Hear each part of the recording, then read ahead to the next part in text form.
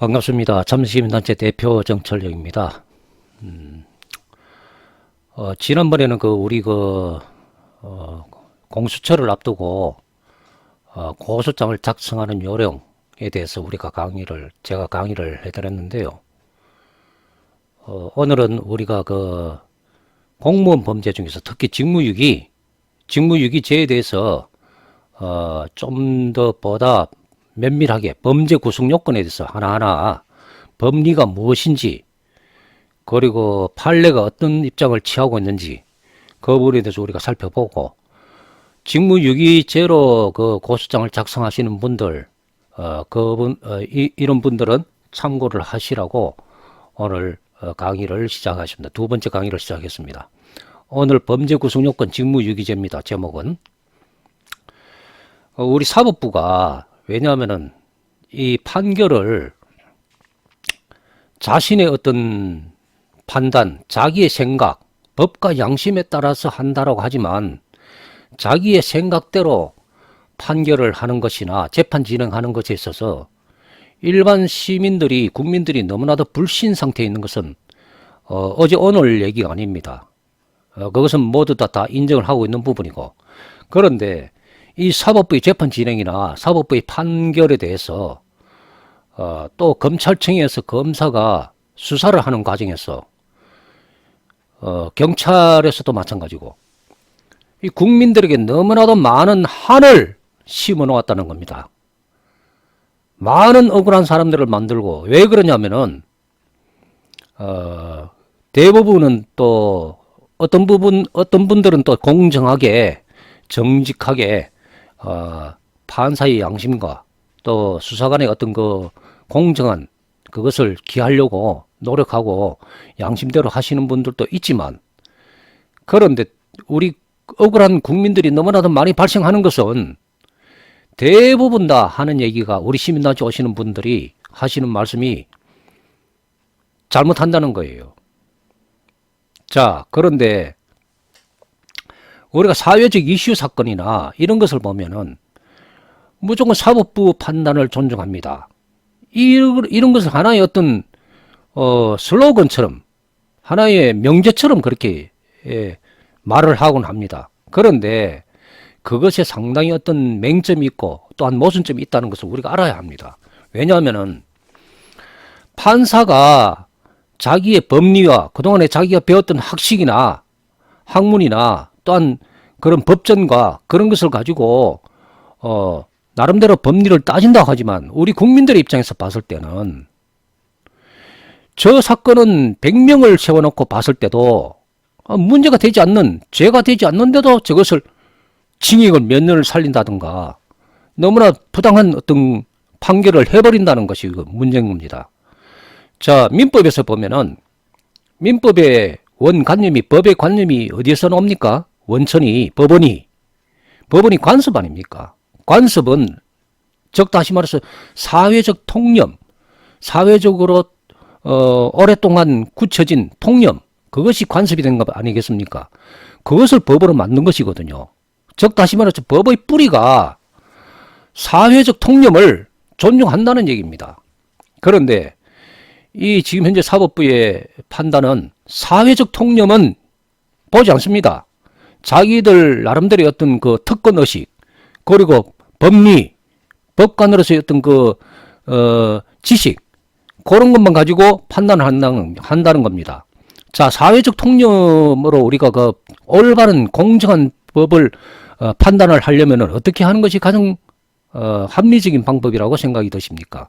그 방법은 바로 우리가 민주주의 아닙니까? 민주주의는 특히 민사 소송에는 민사와 형사가 있는데, 형사 사건에 대해서는 판사 혼자서 판단하지 말라는 얘기입니다. 다시 말해서, 그래서 우리가 국민참여재판, 배심제 이렇게 우리가 도입을 했지 않습니까? 그런데 국민참여재판을 우리가 가면은 배심원들이 나름대로 이 사건에 대해서 사건을 내용을 보고 자기 나름대로 어떤 소견을 올립니다. 의견을 올리면은 판사들이 더 괘씸죄로 더 형량을 많이 때리기도 하고, 이런 법이 어딨냐고요. 그것이 전부 다 직권남용 아니겠습니까? 국민의 100명을 세워놓고 봤을 때 특히 형사사건은 모든 형사사건은 본인이 당사자가 원하면 국민참여재판을 다 열어야 된다. 꼭 중형제 어떤 이놈들이 왜냐하면 딱 그걸 정해놨어요. 징역 5년 이상, 그 다음에 실형, 그 다음에 또 아주 중형에 대해서만 국민참여재판을 청구할 수 있도록. 그거는 매우 잘못된 겁니다. 왜냐하면 형사사건은 죄가 없는 사람이 억울하게 수사기관에 잡혀가지고 재판을 당하고 전과자가 되고 그렇게 해서 되겠습니까? 그런 경우에 국민참여재판을 통해서 당사자의 진술도 들어보고 배심원들이 적다시 말해서 민주주의라는 것이 혼자 판단하는 것이 아니란 얘기죠. 자, 그렇다면 판사라는 직업은 국가가 그 사람을 법과 양심에 따라서 판결하도록 부여한 그런 직책은 틀림없습니다. 그러나 그것이 공정하게 일반 국민들이 봤을 때 전부 다 인정할 수 있는 공감대를 느낄 수 있는 판결을 고심을 하고 고심을 해서 사건 하나하나마다 정확하게 공정하게 판결을 하라고 그 자리에 앉혀놓은 것이지 지 마음대로 재판을 진행하고 지 마음대로 판결을 하고 그따위로 하라고 판사로 세운 게 아니지 않습니까? 우리 국민들이 지금까지 너무나도 불이익을 당하고 억울한 사람들이 너무나 많이 당하는데 이걸 그대로 방치하고 아직도 어떤 대응 방법을 찾지 못하고 그렇게 억울하게 당하면서 그렇게 지내야 되겠습니까?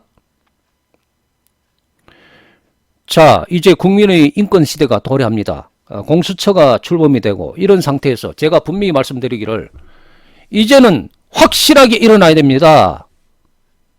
확고하게 결단을 하고 확고하게 이 잘못된 사각지대에서 판사의 판단이 아무리 옳다라고 볼지라도 그러나 배심원제를 도입해서 정말 이 판단이 옳은 것인지 다시 한번 받아보고 그것이 민주주의 아니겠습니까? 과거에는 우리가 군부 독재를 군부 독재에서 우리가 민주주의를 쟁취하기 위해서 많은 어떤 피와 희생자들이 나타났습니다. 지금 현재 우리나라 제도에서 가장 시급한 것이 무엇이겠습니까? 사법부 독재입니다. 사법부 독재.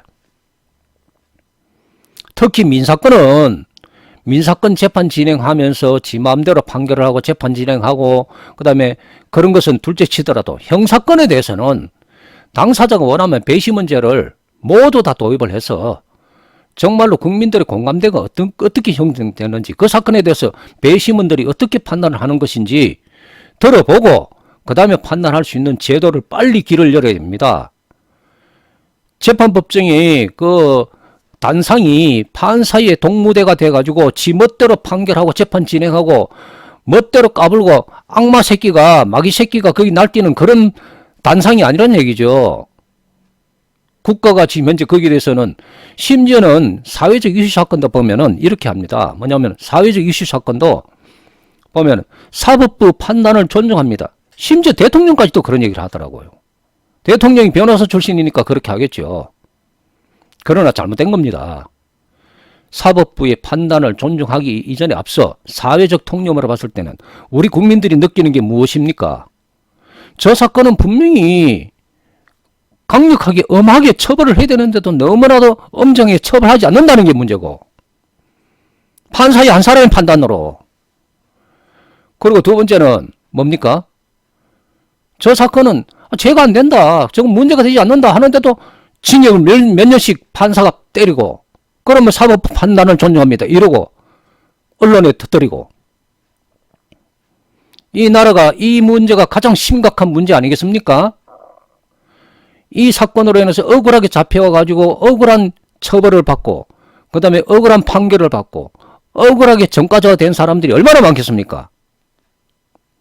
이것을 우리 국민들이 정말로 정신 똑바로 차리고 이것을 반드시 바꾼 판사 한 사람이 해서는 안 된다. 형사사건에 대해서는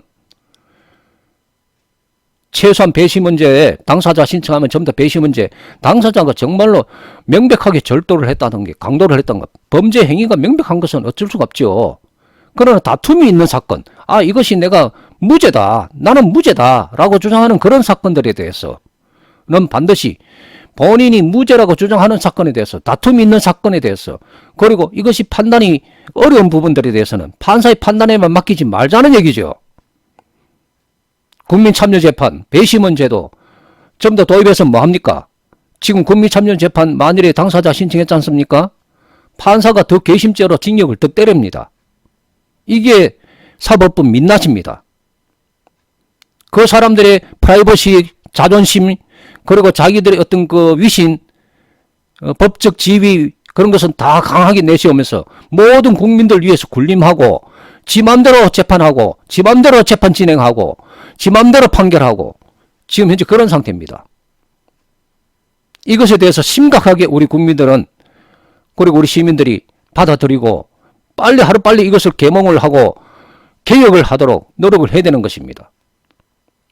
자, 그래서 이제 공수처가 출범이 되면요, 공무원들 특히 판사 검사의 어떤 그 공무 처리에 대해서 너무나도 부당한 것들이 지금 제가 예견하기로는 이미 공수처가 시작이 되면은 그 일반 시민들이 판사 검사들 상대로 고소장, 고발장 들어갈 것이 엄청나게 들어갈 것으로 저는 얘기를 합니다. 예상을 하는데요. 그것이 왜 그러냐면 지금까지 오랫동안에 예를 들어서 공소시효를 따진다 하더라도 직무유기나 그 다음에 판사의 어떤 그 공문서 위조나 이런 것들을 보면 공소시효가 남았는 것들이 많이 있어요. 공소시효 지났는 것들은 어쩔 수가 없지만 그런데 공소시효가 지났는 것들도 저는 이렇게 주장하고 싶습니다. 뭐냐면은 공소시효를 없애야 된다. 공소시효가 전부 다 공소시효를 가지고 범죄를 다 빠져나가고 교묘하게 그것을 가장 장난을 제일 많이 치는 사람들이 누굽니까?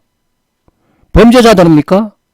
범죄자들 공소시효 가지고 장난 못 칩니다. 범죄자들은 잠시만 공소시효 안에 도망가고 이렇다 하더라도 검거가 돼가지고 기소 중지가 걸려서 당연히 잡히게 되어 있습니다. 공소시효를 가지고 제일 장난을 치는 거, 예를 들어서 공소시효 안에 사건을 빨리 처리하지 않고 넘겼다가 수사를 오랫동안 끌어가지고 결국은 공소시효 지나서 결론을 내리는 누굽니까? 검찰청, 그 다음에 판사 아닙니까? 이 사람들이 공소시효를 제일 많이 장난치는 장본인이라는 사실을 우리가 알아야 됩니다. 그래서 그럴 공소시효면은 국민들을 위한 공소시효가 아닐 것이면 차라리 공소시효를 없애버리자. 그리고 죄를 지었는 놈은 언제라도 그 죄에 대해서 달게 받도록 그렇게 만들자. 그게 맞는 얘기 아니겠습니까? 지금 현재 공소시효 제도를 전부 다 악용하는 것이 검찰 판사고, 그리고 재판도, 재판 진행도 그렇고, 판사도, 그 판결도 자기들 멋대로 하고, 그것이 어떻게 이 사법부가 온전한 사법부라고 하겠습니까? 자, 그래서 이 공수처가 출범되면은 판사나 검사에 대해서 우리가 고소장, 고발장이 들어가야 될 텐데요. 그것을 작성하는 그 고소장 작성 요령은 제가 지난 제1강 때 말씀을 드렸고, 두 번째는 뭐냐면 이제 고소장의 중요한 부분이라고 해서 제가 설명드렸던 것이 범죄 구성 요건이라고 말씀드렸습니다. 범죄 구성 요건이라는 것은 교과서에 이 이재상 형법에 보면 이게 이재상 형법인데요. 이 이재상 형법에 보면은 교과서에 보면은 범죄 구성 요건이 자세히 설명이 다 되어 있습니다. 자세히 설명이 되어 있는데 어떤 것은 범죄가 구성이 되고 그 다음에 어떤 식으로 법리를 해석을 해야 되고 이런 것들이 다 있고요. 판례도 간단한 판례들이 다 실려져 있습니다. 그래서 반드시 이재상 형법을 구입을 하셔서 참고로 하시라고 제가 말씀을 드렸고요. 그래서 오늘은 고소장을 작성하는데 그만큼 범죄 구성 요건을 따지는 것이 중요하기 때문에 앞으로 공무원 범죄에 대해서 특히 직무유기죄, 그 다음 직권남용죄, 그 다음 공문서 위조 행사죄, 공문서 위조죄와 동행사죄는 별도로 다 따로 있다고 말씀드렸습니다. 공문서 위조 및 동행사죄, 그 다음에 권리행사 방해죄도 많이 자행을 하는데도 일반인들이 그것을 잘 몰라요. 그래서 이런 부분들에 대해서 하나하나 범죄 구성 요건을 제가 지금 설명을 드리고 공수처가 시작이 되면 이 제가 강의를 분명히 참조를 하셔서 그걸 하시기 바랍니다. 자, 그 범죄 구성 요건을 보면은 오늘은 이제 범죄 구성 요건을 봐야 되는데요.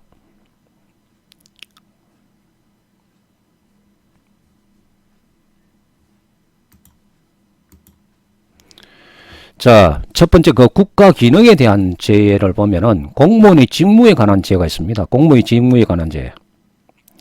판사, 검사는 특정 공무원이라고 되어 있습니다. 우리가 공무원의 직무에 관한 죄라든지 공수처를 접수하는 그런 어떤 고소장을 작성한다든지 그런 과정이 있다면은 국가공무원법을 반드시 보셔야 되는데, 국가공무원법에 보면은 성실 의무, 국민에 대해서 성실 의무, 그 다음에 공정 의무, 공정 의무가 있어요. 이런 공정 의무들이 제대로 하지 않은 데 대해서는 전부 다 국가공무원법에도 위배가 되는 겁니다. 그래서 첫 번째 직무유기를 보면은, 첫 번째 직무범죄라는 게 뭐 어떤 이냐, 어떤 뜻이냐 보면은, 공무원이 직무에 관한 죄란 공무원이 의무에 위배하거나 그 다음에 직권을 남용하여 국가 기능의 무엇이죠? 공정을 해야 하는 것을 내용을 하는 범죄라고 합니다. 즉 다시 말해서 공정이라는 것은 국가공무원법상에 검사나 판사는 특정 공무원으로 지정을 해놨는데, 이 공무원들이 공정을 해야 하지 않을 경우에는 이 직무범죄에 해당된다는 것이죠. 즉 국가의 기능이 직권 남용, 뇌물, 기타 이유로 부패되는 것을 방지하기 위한 범죄가 바로 직무 범죄입니다. 자, 그러면은 두 번째, 형법상 공무원의 직무 범죄는 직권남용죄와 직무위배죄, 직무유기죄, 그 다음에 직무유기죄가 지금 타이핑이 잘못된 겁니다. 직무유기죄 및 뇌물죄의 세 가지 유형으로 분류하고 있다. 직권남용죄는 공무원에 의한 국민에 대한 범죄임에 반하여 직무유기죄입니다. 제가 잠깐 요거 고치겠습니다.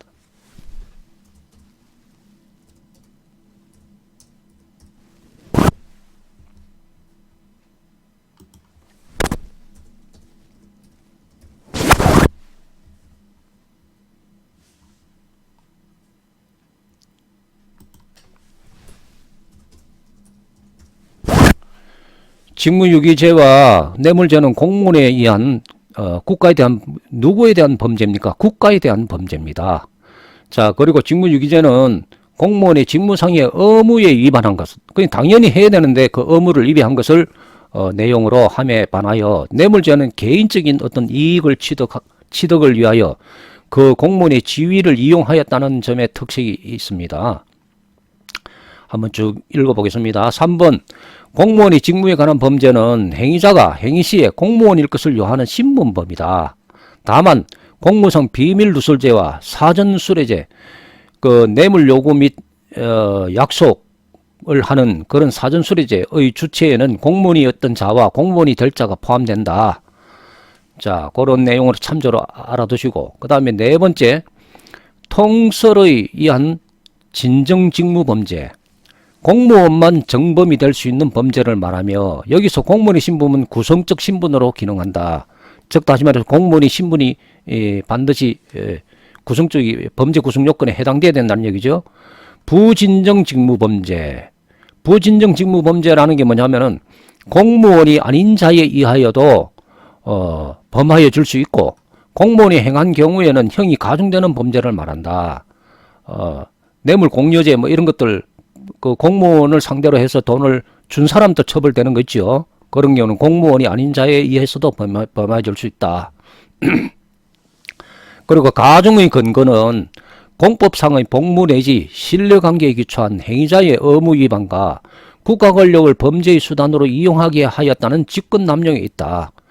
진정 직무범죄에 가담한 비공무원은 일반인은 직무범죄의 공범이 되지만 부진정 직무범죄에 있어서는 기본범죄만 성립한다 그럽니다. 이 말은 무슨 말이냐면은 직무범죄에 공범이 되는 것은 뭐냐면은, 그 공무원에게 뇌물을 공여를 했을 때 진정 직무범죄에 가담해서 같이 진행했는 것, 또한 어떤 공무원의 어떤 그 공무에 있어서 같이 공무원과 함께 어떤 돈을 어떤 그 부동산 개발이라든지 이런 데 뛰어들어 가지고 중간에서 돈을 빼먹었는 거, 서로 나누어 가진 거 있죠. 그런 행위가 있었을 때는 직무범죄의 공범이 되지만, 그러나 부진정 직무 범죄에 있어서는 기본 범죄, 즉 다시 말해서 혼자서 공무원은 예를 들어서 공무원에게 뇌물을 줬는데 공무원은 이걸 안 받았어요. 안 받았으면은 공무원은 범죄가 성립 안 될 것이고, 그러나 당사자는 범죄가 성립되겠죠. 그럴 때는 기본 범죄만 당사자에게만, 일반인이라 할지라도 당사자에게만 기본 범죄가 성립할 따름이다 라고 설명하고 있는 것입니다. 자, 직무유기죄를 보면은 형법 제225조에 공무원이 정당한 이유 없이 그 직무 수행을 거부하거나, 정당한 이유 없이 그 직무 수행을 거부하거나, 이거 매우 중요하죠.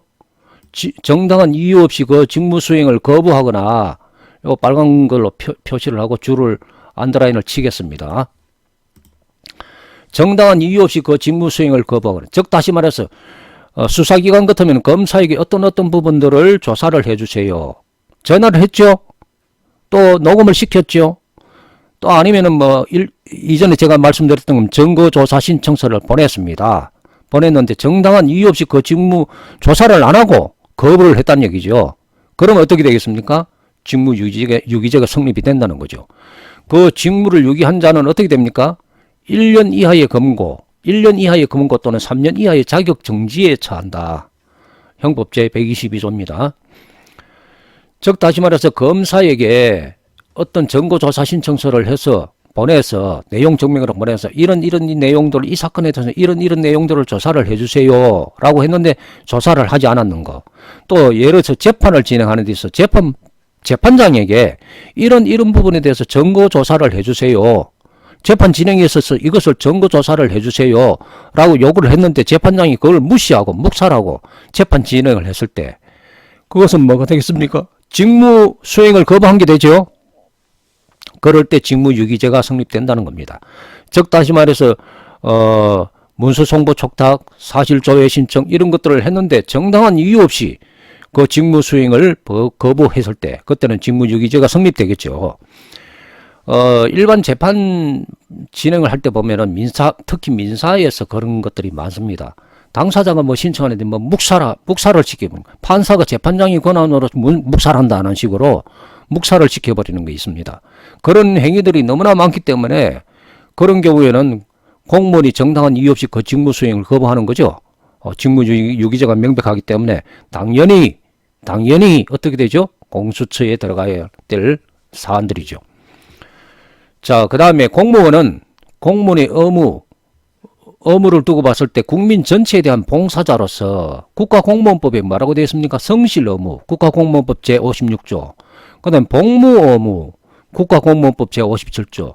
직장 이탈 금지 의무, 국가공무원법 제58조 등을 부담하며 직무상의 의무를 위반하여 직무를 태만하였을 때는 특별 권력 관계에 의한 징계 사유에 해당한다. 특별 권력을 갖고 있는 그런 징계 사유가 된다. 그래서 국가공무원법에 그렇게 공무원들을 함부로 그 직무유기 같은 걸 하지 못하도록 딱 되어 있습니다. 그래서 앞으로 우리가 공수처에 접수하는 고소장에도 이 내용들이 들어가야 되겠죠. 공무원의 어떤 의무, 이것을 들어서 이런 것을 위배했다. 그리고 어떤 것을 신청을 했는데 그것을 거부했다. 제대로 하지 않았다. 일부러 기피했다. 고의가 있다. 이런 내용들을 쭉 설명을 해야 되겠죠. 형법상 직무유기죄는 징계 사유에 해당하는 모든 직무상의 의무 위반을 처벌하려는 것이 아니라 그것이 형법상 처벌의 대상이 될 정도에 이를 때에 벌하려는 것으로 보아야 한다. 이 말이 무슨 말이냐면은 형법상 직무유기죄는 공무원의 어떤 직무유기죄는 징계 사유에 해당하는 모든 직무상의 무조건 거부했다고 다 이거 처벌하는 것이 아니라 무조건 거부했다고 처벌하는 것이 아니라 그것이 형법상 처벌의 대상이 될 정도로 하는 게 이제 그게 좀 애매모호하게 요놈들이 이렇게 만들어 놓았는데요. 처벌의 대상이 될 정도로 하는 것은 뭐냐면은 결국 당사자가 그로 인해서 불이익을 당했다든지 막대한 피해를 입었다든지 억울한 사람이 처벌을 당했다든지 이런 것은 처벌의 대상이 될 정도가 맞겠죠. 그런 경우에 벌하는 것으로 봐야 된다. 자, 직무유기죄의 범죄 구성 요건 보겠습니다. 직무유기죄의 범죄 구성 요건은 직무유기죄가 성립하기 위해서는 주관적으로는 직무의 수행을 거부하거나 이를 버린다는 인식이 있어야 됩니다. 이것을 인식이 있어야 된다는 거죠. 직무를 예를 들어서 당사자가 민원을 신청하고 그다음에 요구를 했는데도 불구하고 이것을 버린다는 인식이 있어야 된다는 얘기죠. 그래서 객관적으로는 직무 또는 직장을 버리거나 벗어나는 행위가 있을 때 범죄가 성립한다. 자, 그 인식이라는 것을 어떻게 입증을 하느냐? 그냥 말로서 뭐 해주세요. 뭐 어떤 내용을 조사를 해주세요. 재판 진행해서 어떻게 해주세요. 이렇게 해가지고 말로 해서는 안 되겠죠. 반드시 근거 서류를 남겨야 된다. 근거 서류를 남겼는데 그 내용이 이 사건에 매우 중요하다는 것을 인과관계를 설명을 한 다음에 판사가 이것을 의도적으로 인식을 하고 의도적으로 이것을 거부하고 버렸다. 라고 그렇게 주장을 해야 될 것입니다. 자, 증거조사 신청서를 제가 개발한 증거조사 신청서를 송부하였을 때 거부하여 시행하지 아니한 경우 증거조사 신청서를 보냈을 때 내용 증명을 보냈을 때 그 증거조사 신청 어떤 부분들을 CCTV를 확보해서 조사를 해주세요. 어디 그 편의점에 있던 CCTV를 확보해서 조사를 해주세요. 당사자들은 그런 권리가 없기 때문에 경찰관들은 할 수 있겠죠. 검찰에서는 할 수 있겠죠. 그래서 그 증거조사 신청서를 그 내용을 넣어서 CCTV를 확보해서 조사를 해주세요. 이런 내용들을 쭉 또 대질신문을 해주세요. 또한 참고인 조사를 해주세요. 이런 내용들을 쭉 이렇게 기대를 했을 때 그중에 한 가지라도 거부하여서 시행하지 아니한 경우에는 어떻게 되느냐. 재판 과정에서 당사자의 권리 주장과 입증을 위해서 반드시 각종 신청 사건이 필요하여 제출하였으나 이를 일방적으로 거부하거나 아까 전에 말씀드린 문서 송부 촉탁이나 녹음 속기 신청이나 이런 것들도 마찬가지 시행하지 아니한 경우는 판사의 재판장 재량권을 내세우거나 직무유기죄가 성립합니다. 그러면 여기서 가장 중요한 것은 판사의 재판장의 재량권과 직무유기죄는 어떻게 우리가 개념을 가져야 되느냐. 판사의 재량권이라는 것은 공정한 재판을 진행하는 전제 조건 하에서 재량권이 주어지는 겁니다. 국가공무원법에서 규정한 공정, 그러니까 내가 주장하고 내가 요구를 하고 내가 권리 주장에 대해서 어떤 증거 조사를 요청을 한다든지 이런 부분들에 대해서 공정하게 다 봐준 다음에 그 다음에 재판장이 재량권을 허용한다는 것이 국가가 부여한다는 것이 그런 뜻이지 그런 것 자체를 전부 다 묵살하고 지멋대로 하면서 그 재량권을 인정한다는 그런 뜻이 아니죠. 그래서 이럴 경우에는 반드시 직무유기죄가 성립됐기 때문에 사안들을 가만히 재판 진행했는 내용들 그리고 검찰에서 조사했는 내용들을 전부 다 찬찬히 다 따져서 그 근거를 지금까지 그런 근거를 만들지 못하셨다면은 지금이라도 그 근거를 만들어야 되겠죠. 만들어서 결국 어디로 가야 되겠습니까? 공수처로 가야 되겠죠. 자, 2번 여기서 직무란 공무원법상의 본래의 직무, 수사기관은 수사 업무, 재판기관은 재판 업무 또는 고유한 직무를 말하며 공무원이 신분관계로 부수적 파생적으로 발생하는 직무는 여기에 포함되지 않는다.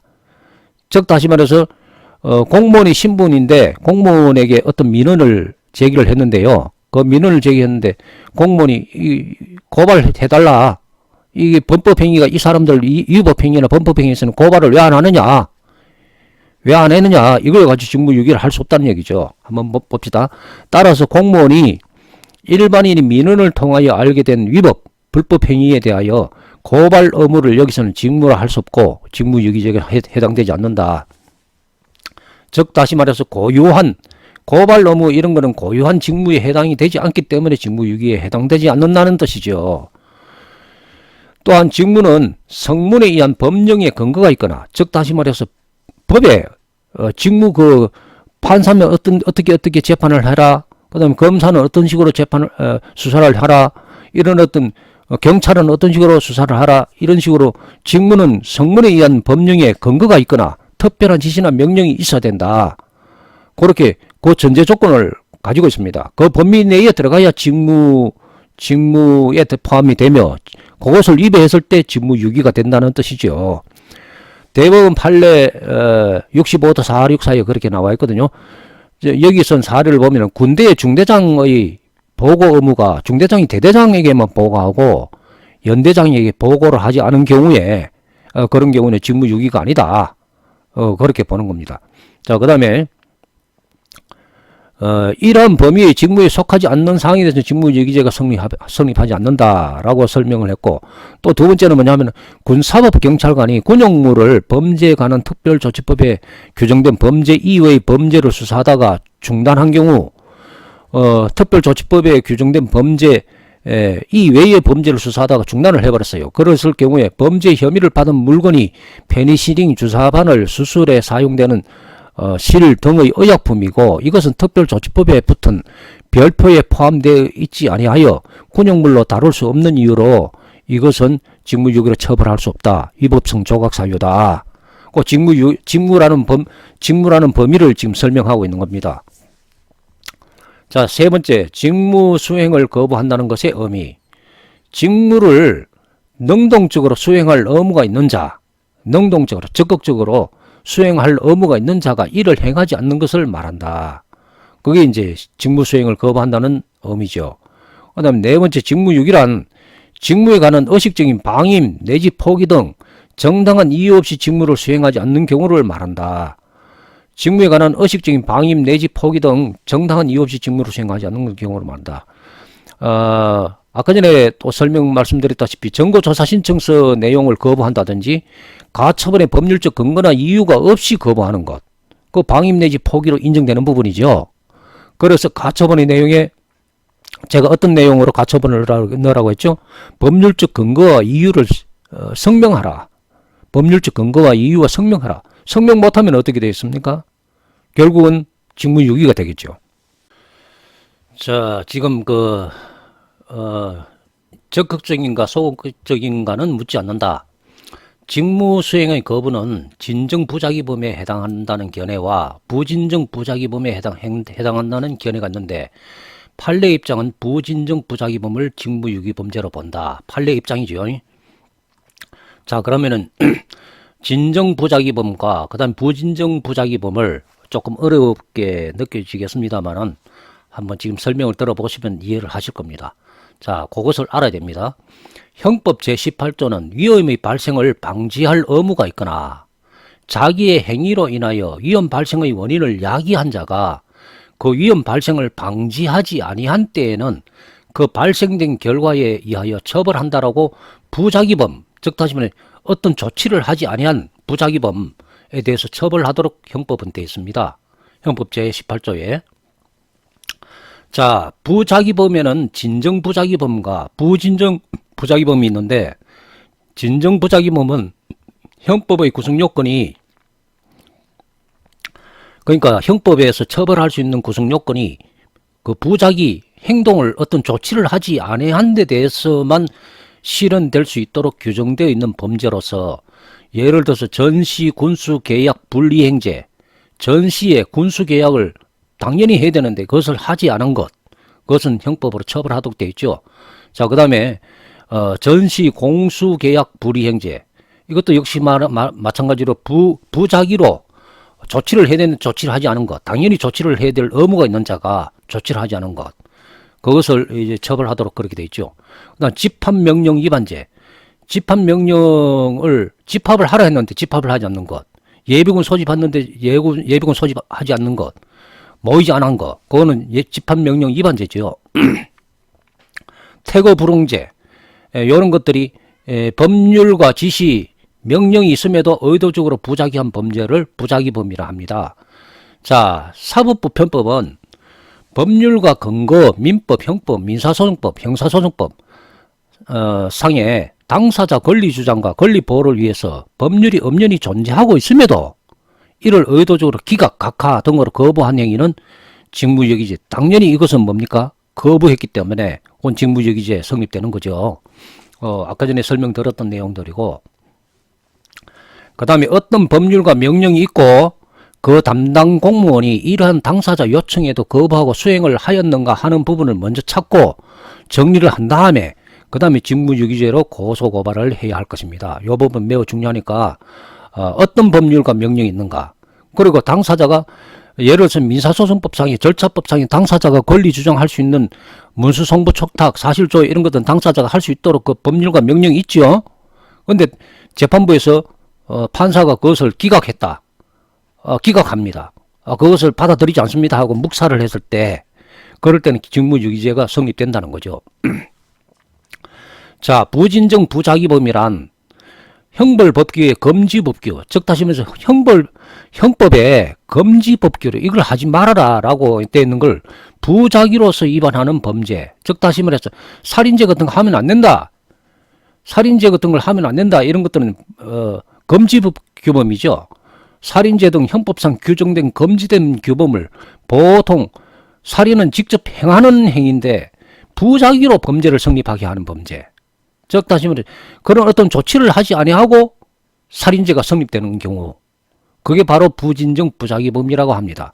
예를 들어서 계모가 아이에게 젖을 먹일 의무가 있는데도 불구하고 젖을 먹이지 않아서 굶어 죽게 하는 행위, 이런 경우는 전부 다 부진정 부작위범이라고 하죠.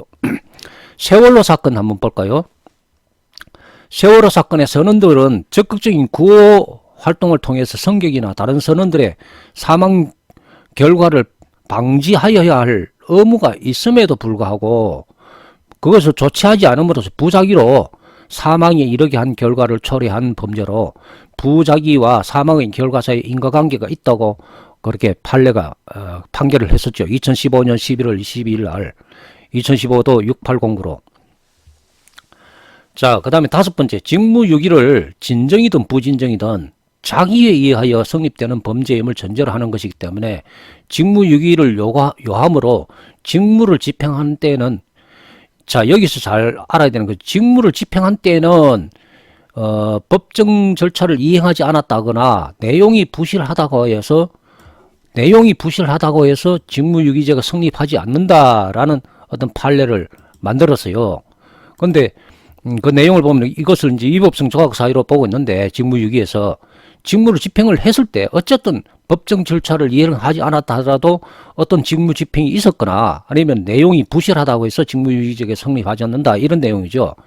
자, 그래서 사례를 보면은 위법성 조각 사유가 성립되는, 즉 다시 말해 죄가 안 된다, 위와 같이 죄가 안 된다라고 보는 경우, 죄가 안 된다고 보는 경우에는 어떤 경우냐 한번 볼까요? 1번, 시청 양정계 직원이 보관하고 있던 정부 양곡을 형식적으로 소홀히 조사한 경우, 형식적으로 소홀하게 조사를 하긴 했어요, 이 사람이. 그런데 그걸 소홀하겠다, 그거는 직무유기라고 볼 수 없다, 그렇게 이제 대법원 판례로 그렇게 돼 있고, 그 다음 두 번째, 사법경찰관이 경미한 범죄 혐의를 사실을 조사하여 훈방해버렸다. 훈방한 경우에 분명히 처벌을 시켜야 되는데, 벌금을 매기도 하든지 그래야 되는데 그냥 훈방을 한 경우, 그런 경우에도 위법성 조각 사유다. 세 번째, 수사관이, 자, 이 내용이 이제 좀 중요한데요. 수사관이 허위의 내용의 진술조서를 작성하거나 기타 공무원이 허위의 공문서를 작성한 때 이것은 직무유기죄가 걸리지 않는다고 판례가 되어 있습니다. 즉 다시 말해서 수사관이 허위의 내용을, 진술조서를 작성하는데 허위의 내용을 지 마음대로 막 타이핑을 쳐가지고 진술조서를 작성했어요. 그 다음에 판사가 판결문을 허위의 내용으로 허위의 공문서를 작성을 했어요. 자, 이럴 때는 직무유기죄는 성립은 안 되고, 그 대신 뭐라고 되냐면 이 교과서에는 마치 직무유기죄도 걸리지 않고 다른 어떤 것도 아무것도 걸리지 않는다는 것으로 이재창형법에는 그렇게 착각을 일으키게끔 그렇게 돼 있어요. 그러나 사실상 이것은 뭐냐면은 즉 공무원이 태만 착각 등으로 해서 직무집행을 성실히 수행하지 아니한 것에 불과한 경우나 형식적으로 또는 소홀히 직무를 집행하였기 때문에 의식적으로 그 직무를 방임 또는 거부한 것이라 볼 수 없고 결국 성실히 직무를 수행하지 못하였다는 것으로 귀착되는 경우 직무유기죄는 성립되지 아니한다고 했지만, 다만 뭐가 걸리죠? 다만 직무유기죄는 성립 안 되지만 더 큰 죄가 걸리죠. 뭡니까? 허위공문서 작성죄. 허위공문서 작성죄는 걸린다는 거죠. 그래서 허위공문서 작성죄의 범죄는 성립한다 할 것이다. 그러니까 직무유기로 고소를 할 것이 아니라 이런 경우는 허위공문서 작성죄로 들어가야 되겠죠. 동행사죄로. 직무집행에 있어서 법정 절차를 이행하지 않았거나 내용이 부실하다고 하여 또 직무유기죄는 성립하지 않는 위법성 조각 사유가 되는데, 즉 알면서도 의식적인 방임, 포기, 직무수행 거부 의사가 분명한 처벌을 하는 것을 구분해서 개념을 가져야 됩니다. 알면서 의식적으로 방임했는 거. 알면서 요걸 어떻게 우리가 그걸 태클을 걸 수 있을까요? 수사기관에 일전에 말씀드렸다는 증거조사 신청서 매우 중요하다고 말씀드렸죠. 증거조사 신청서를 내용 증명으로 보내라. 문수 송부 촉탁을 내용 증명으로 그 어떤 내용들을 그렇게 재판도 마찬가지고 증거조사 신청서를 보내면은 그것을 알면서 의식적인 방임이 인정이 되어버리겠죠. 그것을 진행을 안 하면은. 그래서 모든 재판에 억울한 사람을 막는 가장 중요한 부분이 제가 누차 강조하는 부분이 바로 증거조사 신청서를 반드시 재판이든 수사기관이든 무조건 내용 증명으로 보내라. 자, 그 다음에 6번째. 직무유기는 직무에 관한 의식적인 포기일 것을 요한다라는 점에서 직무태만과 구별을 해야 된다. 직무태만은 성실하지 못한 거죠. 위에서 설명한 것처럼 성실하지 못한 것, 성실하지 못한 것에 대해서는 구분해야 된다. 그런데 직무유기가 인정한 사례 판례를 한번 볼까요? 직무유기 처벌되는 인정한 사례 한번 보면은 직장의 무단 이탈이나 직무의 의식적인 포기가 있어야 한다는 것을 전제하에 의식적인 포기가 있어야 한다는 것을 전제하에 여기 의식적인 포기가 있어야 한다는 것을 전제하에 이게 중요하겠죠. 그러니까 알고도 그걸 포기했다는 거죠. 첫 번째, 세관서기가 무단 성선자를 묵인하고 밀수를 양육을 묵인한 경우 의식적으로 알면서 묵인을 한 거죠. 그 다음에 경찰관이 투표용지 유출 사실을 상사에게 보고하지 아니하고 수사하지 아니한 경우 유출 사실을 알면서도 수사하지 않은 경우 의식적으로 한 거죠. 세 번째, 경찰관이 오토바이가 방치된 것이 있다고 신고를 받거나 순찰 중 이를 발견하고 소유자가 아닌 다른 오토바이 상에게 연락하여 그 대가를 팔아 처분하면서 그 대가를 받은 경우 이거는 오토바이에 대해 주인이 누군지 조사를 하지 아니한 어떤 그런 직무유기죄가 성립되겠죠. 처분했는 것은 또 따로 별도로 처벌되겠지만 네 번째, 인감증명 발급 담당 공무원이 내용의 기재와 인감의 날인도 없는 인감증명서에 동장의 인장을 지 마음대로 날인해서 교부한 경우 이것도 이제 공문서 허위 공문서 작성죄 건또 성립이 되겠지만 그런 거 떠나서 이거는 직무유기죄도 성립된다는 거죠. 차량 번호판 교부 담당 직원이 운행 정지 처분을 받은 자동차에 대하여 번호판을 재교부한 경우 그런 경우에도 직무유기죄가 성립된다. 그 다음 6번째, 농지 담당 공무원이 그 관내에서 농지 전용 불법 사실을 알고도 아무런 조치를 하지 않은 경우 7번째, 건축가 직원이 불법 건축물 신고를 받고도 아무런 조치를 하지 않은 경우 등 직무상 당연히 하여야 할 의무가 있고 법령에 공무원의 직무에 관한 의무가 규정되어 있으면 민원인이 신고를 하였거나 민원 제기를 하였음에도 이를 알고도 아무런 조치하지 않은 행위는 직무유기죄가 성립된다는 거죠. 이런 건이 지금 많죠. 시청에나 우리 그 시민단체 오시는 분들 보니까 이런 건들이 많더라고요.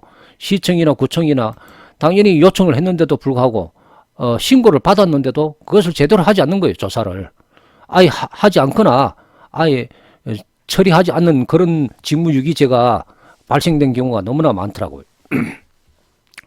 자, 그 다음에 직무유기죄의 고의 입증은 어떤 식으로 하느냐. 이 고의가 중요하겠죠. 자, 직무유기죄는 본죄는 직무를 유기한다는 인식이 있을 것을 요한다. 인식이 있어야 된다. 인식. 자, 그러면은 판례의 입장은 뭐냐? 판례의 입장은 무단히 직장을 이탈한 때에도 직무의 유기의 법리를 인정할 수 있다고 하면서 야간 특파 근무 공무원의 근무상의 관례에 따라서 이 사람들이 관례가 있으면은 다 빠져나가요. 한번 봅시다. 그러니까 이전에 어떤 관례가 있었다. 야간 특파 공무원이 그 자리를 이탈을 했는데 근무상의 관례에 따라서 밤 10시경 귀가한 때에는 직무유기의 범위가 있었다고 할 수 없다고 판시를 했다. 즉 관례가 있는 경우에는 위법중 조각 사유가 인정된다. 고의가 없다 이 말이죠. 그것을 잘 알아야 됩니다. 그런데 이제 지금 우리 수사기관이나 사법부의 어떤 재판부의 어떤 그 관례라는 것은 거기서 자기들 나름대로의 관례라고 얘기를 할 게 없죠. 왜 그러냐면은 그것은 수사기관이나 사법부, 재판부에 대해서는 엄연히 민법, 형법이 다 규정이 돼 있고 절차법상에 다 규정이 돼 있지 않습니까? 그리고 또 검찰에 대해서는 검찰 사무 처리에 대해서 수사 사무 처리에 대해서 또 규정이 따로 규칙이 따로 규정이 돼 있고 재판 실무에 대해서도 다 규정이 다 따로 있습니다. 그 규칙들은 대법원 종합 법률 상태 거기에 들어가서 이렇게 검색을 해보시기 바랍니다. 자, 그 다음에 폭력행위 등 처벌에 관한 법률은 사법경찰관리가 동법에 규정한 죄를 범한 자를 수사하지 않은 직무유기를 1년 이상의 유기징역에 처하고 있고, 그 다음에 특정범죄 가중처벌법은 범죄수사의 직무에 종사하는 공무원이 동법에 규정한 죄를 범한 자를 인지하고 그 직무를 유기한 때는 1년 이상의 유기징역에 처하고 있다. 이것도 오타를 고쳐야 되겠죠. 징역에 처하고 있다. 즉 다시 말해서 특정범죄 가중처벌법이라는 게 있어요. 일반 범죄에서 이 특정범죄 가중처벌법에 걸리면은 더 가중해서 처벌한다. 2배, 3배를 가중해서 처벌한다는 겁니다. 요게 이제 사시 2차 또는 현재 과거에는 사시 2차 시험에서 많이 나왔는데 지금 현재는 이제 변호사 시험에 반드시 출제되는 부분이라고 부분입니다. 자, 보면은 뇌물죄, 공무상 비밀 누설죄, 알선수재죄, 국고손실, 약취 유인죄, 도주 차량 운전자, 상습 강도죄, 강도상해 등 재범자, 보복범죄, 관세법 위반, 그 다음에 관세법 위반이 뭐냐면은 세관 통과하는데 관세법 자체를 위반해서 통과시켜가지고 관세 세관 공무원들 속인다든지 아니면 같이 협조해가지고 그렇게 한 경우에는 처벌이 특정범죄 가중처벌이 된다는 얘기죠. 관계 공무원의 무기 사용, 그 다음에 조세 포탈, 살림법 위반, 마약사범, 외국인이란 탈법 행위, 그 다음에 특수 직무유기. 직무유기 혼자서 하는 게 아니고 특수라는 것이 있어서 어떤 특정한 그런 것이 아니고 2, 3인 이상 공동으로 했을 때 특수가 됩니다. 2, 3인 이상 특수라는 것이 형법상에는 특수라는 말이 2, 3인 이상 공동으로 했을 때 특수라는 말이 붙어요. 특수 강도 한 사람이 했을 때는 일반 강도고, 근데 두세 사람이 그 했을 때는 특수가 되고, 또 야간에 했을 때는 특수가 되고, 그렇습니다. 소추에 관한 특례. 자, 이 중에서 우리가 이제 가장 주목해야 될 이것이 이제 중요하겠죠. 제가 이제 정리를 한 것인데, 내용을 보면은, 요 밑줄을 칩시다. 밑줄을 치고,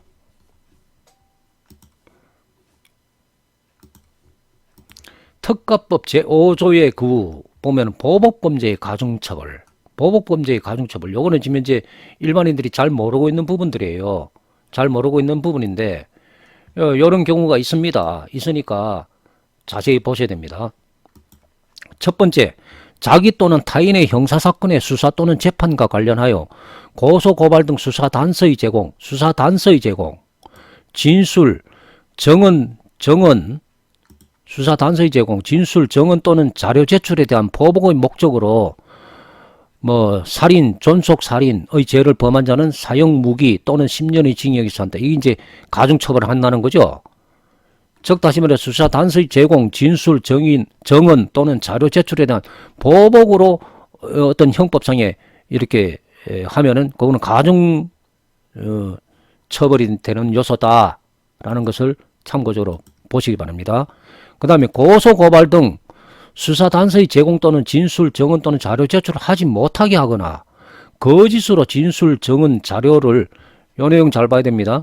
고소, 고발 등 수사 단서의 제공 또는 진술, 정언 또는 자료 제출을 하지 못하게 막거나 방해하거나 거짓으로 진술, 정언, 자료 제출을 하게 할 목적인 경우에도 똑같다.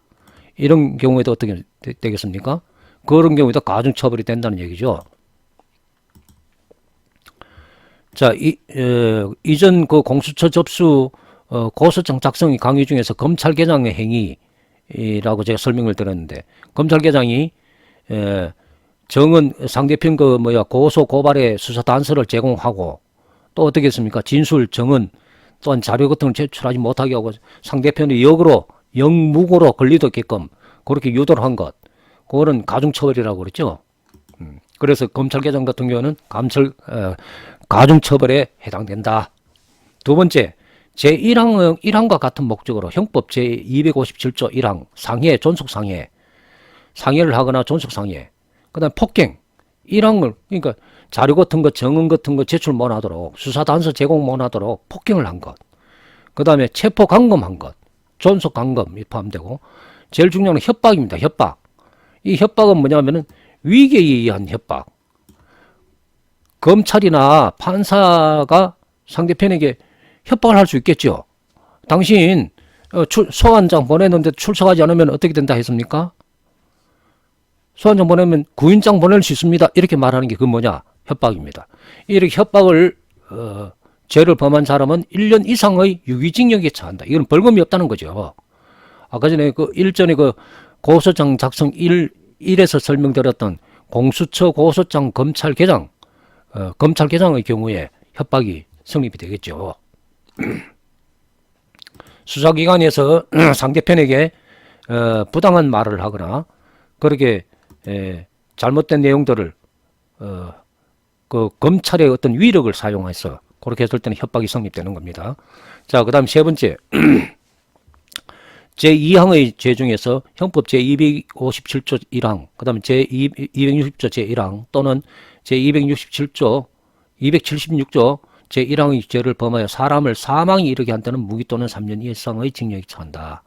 4번, 자기 또는 타인의 형사사건의 수사 또는 재판과 관련하여 필요한 사실을 알고 있는 사람 또는 친족에게 정당한 사유 없이 면담을 강요하거나 위력을 행사한 사람은 3년 이상의 징역 또는 300만 원 이하의 벌금에 처한다. 이것도 매우 중요하겠죠. 일전에 공수처 고소장 작성 요령의 검찰개정 사례를 제가 들었죠. 고소장 사례에. 요거는 반드시 가중처벌된다. 자, 그 다음에 직무유기죄와 다른 범죄와의 경합, 죄의 숫자, 그걸 죄수라 그러거든요. 자, 그래서 공무원이 직무유기를 한 후에 다른 목적으로 허위 공문서를 작성하게 한 때에는 직무유기죄와 허위 공문서 작성죄와는 실체적 경합 관계가 된다. 이 말은 무슨 말이냐면 별개의 각각 범죄가 성립된다 이 말이죠. 실체적 경합이, 법률에서는 실체적 경합이 있고 상상적 경합이 있거든요. 상상적 경합은 여러 가지 범죄가 한 개의 행위로 이루어진 것. 여러 가지 형법상에 말하는 여러 가지의 범죄가 한 개의 행위로 이루어진 것. 그건 상상적 경합 범죄인데, 근데 그거는 한 개의 범죄를 처벌하면은 그게 전부 다 처벌이 되는 거예요. 다 포함이 돼가지고. 그런데 실체적 경합은 어떠냐면은 따로따로 전부 다 처벌을 시켜야 된다. 실체적 경합. 그걸 잘 모르고 고소장을 쓸 때 이것은 상상적 경합범 어디 듣긴 들어가지고 상상적 경합범죄입니다. 이러면은 따로따로 조사할 것도 어떻게 되겠습니까? 제일 중요한 거 한 가지만 조사하고 치워버리겠죠. 그런 어리석은 행동을 하면 안 되겠습니다. 그래서 별개로 각각 범죄가 성립된다. 자, 그러나 범인을 검거해야 할 경찰관이 적극적으로 범인을 도피하게 하거나 예비군 훈련에 불참한 자를 보고해야 할 직무상 의무 있는 자가 불참 사실을 은폐하기 위하여 허위의 공문서를 작성한 때는 직무유기입니다. 직무유기의 위법 상태가 범인 도피나 허위 공문서 작성에 포함되는 것이므로 범인 도피죄, 허위 공문서 작성죄가 성립하고 별도로 직무유기죄가 성립하는 것은 아니다. 이걸 흡수법칙이라고 우리는 얘기를 합니다. 흡수법칙.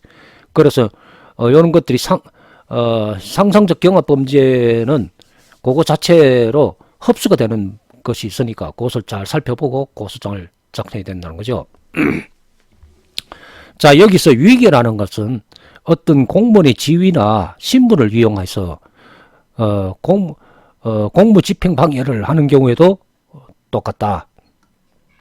자, 그러면은 지금까지 이제 직무유기죄를 범죄 구성 요건을 살펴보았는데요. 공무원의 어떤 직무유기죄.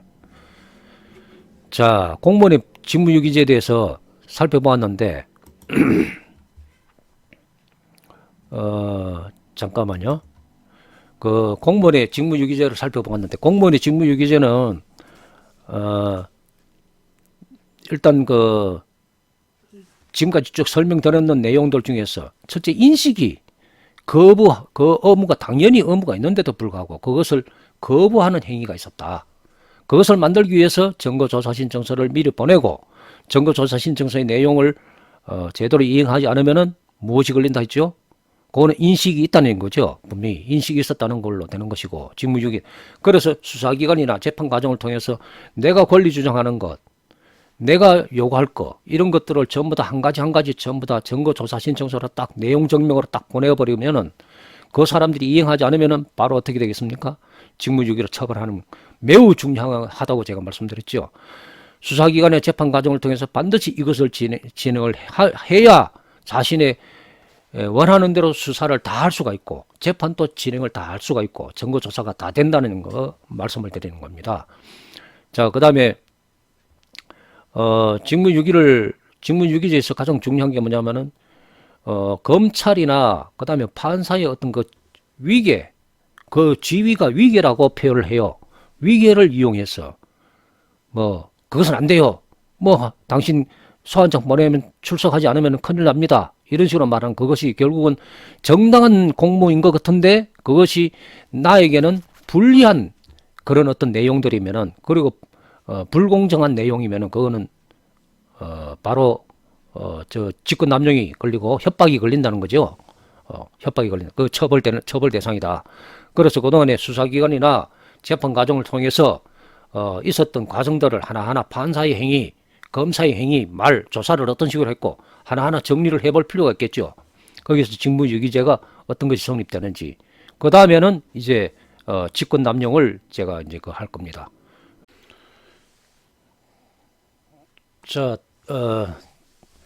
담당 공무원이 거부하면서 허위의 사실로 작성한 공문서가 무엇이 있는지 그것을 살펴봐야 되겠죠. 직무유기로서만 끝나는 것이 아니라 그걸로 인해 가지고 뭔가 또 공문서를 작성을 했다면 분명히 공문서를 작성한 게 있을 거예요. 그 공문서는 어떻게 되겠습니까? 별도로 직무유기가 예를 들어서 불성실하거나 또 태만해서 직무유기는 빠져나간다 치더라도 예를 들어서 그렇다 하더라도 허위 공문서 작성죄는 성립되겠죠. 자, 그 다음 6번. 그 담당 공무원이 직무 집행을 함에 있어서 단순히 불성실한 직무, 위법성 조각 사유에 해당하는 것으로 직무를 행하기는 하였으나 불성실, 태만한 정도의 직무인가? 아니면 고의가 있는 직무 거부 행위인가? 있다면 어떠한 입증 사실과 증거가 있는가? 이걸 아주 면밀하게 잘 살펴봐야 되겠죠. 고소장을 잡아넣을 때 직무유기라고 무조건 잡아넣는다고 처벌되는 것은 아니라는 것을 이 점을 염두에 두고 면밀하게 살펴봐야 될 것입니다. 7번째, 담당 공무원이 직무를 거부한 행위 후에 허위의 사실로 공문서를 작성한 내용은 무엇이며 아까 전에 말씀드렸다시피 어떤 공문서 종류가 어떤 것이 있는가, 그로 인해서 피해가 어떤 것이 있는가, 그런 것들을 전부 면밀히 정리를 해서 직무유기죄에 고소장 작성하는데 참조를 해야 되겠죠. 그러면은 그 판사가 왜냐하면 재판 과정에서 지금까지 지 맘대로 지멋대로 재판을 진행을 하고 당사자가 권리 주장을 하는데도 불구하고 그것을 전부 일방적으로 기각하고 우리 그 석궁 그 교수 그 전문에 부러진 화살 그 영화에 보면은 그 내용들 있죠. 그런 것들이 결국 뭡니까? 직무유기, 직권남용이겠죠. 그런 부분들을 이제는 명확하게 한 가지 전부 다 자료를 제일 중요한 건 그놈들이 잔머리로 빠져나갈 수가 있으니까 입증 자료, 입증 사실을 분명히 해야 되고 또 중요한 것은 지금 현재 그 공소시효를 잘 따져가지고 직무유기 인터넷 다 들어가면 직무유기 범죄가 몇 년, 7년, 뭐 몇 년 이렇게 다 나옵니다. 나오니까 그 공소시효를 다 따져서 직무유기죄는 공소시효가 얼마, 직권남용죄는 공소시효가 얼마, 공소시효를 따져서 분명하게 그렇게 들어가야 될 것입니다. 사실상 그 공소시효라는 것은 다 없애야 되는 것이 우리 일반 국민들한테는 없애야 되는 것이 사실입니다. 왜냐하면은 우리나라 가장 그 잘못된 것이 일전에도 말씀드렸다시피 우리나라가 지금 현재 대법원에 3심이 없다는 겁니다. 3심이 상고심 특례법이라고 말도 안 되는 그런 것을 자기들이 만들어 놔놓고 온갖 장난을 다 쳐놓은 거예요. 일반 시민들이 대법원에 상고심을 올렸을 때에 단 한 건도 심리를 제대로 여는 법이 없었습니다. 대의 민주주의, 민주주의는 3심까지 모든 국가에서 다 인정하는 법은 아닙니까? 근데 심리 자체를 열질 않는다니까요. 상고심 특례법에 의해서 심리 불속행 기각이라고 그런 문구만 돌아오고 6개월 동안 몇 개월 동안 붙들고 있다가 자, 우리나라는 3심 제도를 반드시 부활을 시켜야 됩니다. 상고심 법원을 만들어서 3심 제도를 반드시 부활을 시켜야 되고, 그 다음에 우리나라가 지금 현재 사법부가 입법부로 전부 들어가서 전부 개판을 치는 거, 그거 입법 활동 자체를 우리가 감시 감독을 해야 돼요. 국민들이 방치하고 가만히 두고 있으면 이제 공수처가 생기고 나면은 그 국회의원들도 제대로 활동을 하는지 안 하는지 우리가 왜냐면은 지금 우리 사법부에 검사 판사들 상대로 문수송부 촉탁 그다음에 증거조사 신청 보내죠. 내용 증명으로 보내는데 그거와 마찬가지로 국회의원들한테도 내용 증명으로 보내요. 이런 입법을 활동을 해달라. 이런 입법 활동을 해달라. 했는데도 불구하고 그것을 조금 더 움직이지 아니하거나 거부하면은 그거 국회의원도 뭐가 걸립니까? 직무유기가 걸리는 겁니다. 그렇게 해서 압박을 주고 계속 입법 활동할 수 있도록 그렇게 우리가 만들어야 되고 그렇게 해야 되는 겁니다. 우리가 이렇게 방치하고 방임하고 그냥 버려두면은 거의 피해가 어디로 돌아가느냐. 결국은 우리에게 다 돌아오는 거고 제2세 3세에게 계속 불이익이 돌아오고 억울한 전과자를 만들어내고 억울한 처벌을 받게 되고 이 나라가 재판이 개판되고 수사도 개판되고 지금 현재의 모습이 되는 겁니다. 이것을 우리가 없애자고 지금 이제 참여시민단체가 활동하는 것입니다. 이 참여시민단체 이제 국민청원 서명운동을 통해서 또한 국회의원들에게 입법활동 압박을 하고 이런 활동을 우리가 계속 할 건데요. 저희 참여시민단체와 함께 하여 주셔서 단결된 힘으로 한 가지 한 가지씩 변화시켜 나가는 그런 발걸음에 함께 해 주시기를 간절히 부탁드리겠습니다. 감사합니다.